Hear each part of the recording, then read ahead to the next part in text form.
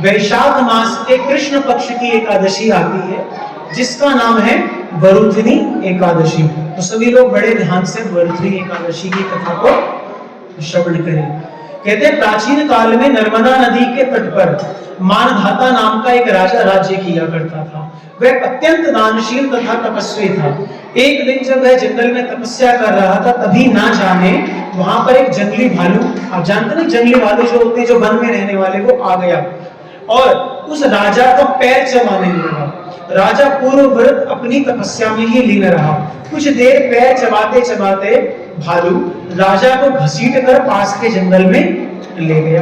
राजा बहुत घबराया, मगर तापस धर्म के अनुकूल उसने क्रोध और हिंसा ना करने से विष्णु भगवान से प्रार्थना की। तपस्या में बैठा है, क्रोध नहीं कर सकता, कोई अस्त्र शस्त्र उठा नहीं सकता।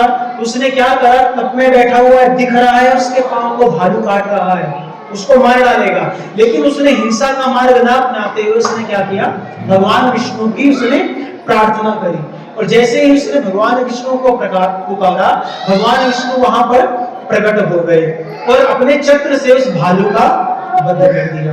कहते राजा का पैर भालू पहले ही खा चुका था। इससे राजा बड़ा ही शोकाकुल था। उसे दुखी देखकर भगवान विष्णु बोले, हे वत्स, शोक मत करो, तुम मथुरा जाओ। कहां पर? मथुरा नगरी में जाओ। वहां पर वरुथनी एकादशी का व्रत रखकर मेरी वाराह अवतार की जो मूर्ति है ना, जैसे भगवान के 24 अवतार हैं, उसमें जो वाराह भगवान की मूर्ति है उसकी तुम क्या करो, पूजा करो। और जब तुम उसकी पूजा करोगे, उसके प्रभाव से पुनः सुदृढ़ वाले हो जाओगे। मतलब कि जो तुम्हारा पैर ये भालू चबा गया है, तुम्हारा नया पैर अपने आप उस व्रत के प्रभाव से आ जाएगा। कहते हैं भगवान की आज्ञा मानकर राजा मानधाता ने मथुरा जाकर के श्रद्धा पूर्वक वरुथनी एकादशी का व्रत किया। इसके प्रभाव से राजा शीघ्र ही पुनः सुंदर और संपूर्ण अंगों वाला हो गया। इस एकादशी के प्रभाव से राजा मानधाता कहां पर गए? फिर स्वर्ग में गए।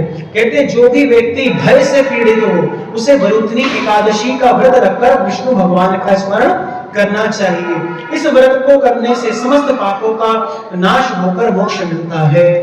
तो यहाँ पर ये भैया वरुथनी एकादशी ही विश्राम होती है। इसकी कथा सभी बोलेंगे, श्री वरुथनी एकादशी की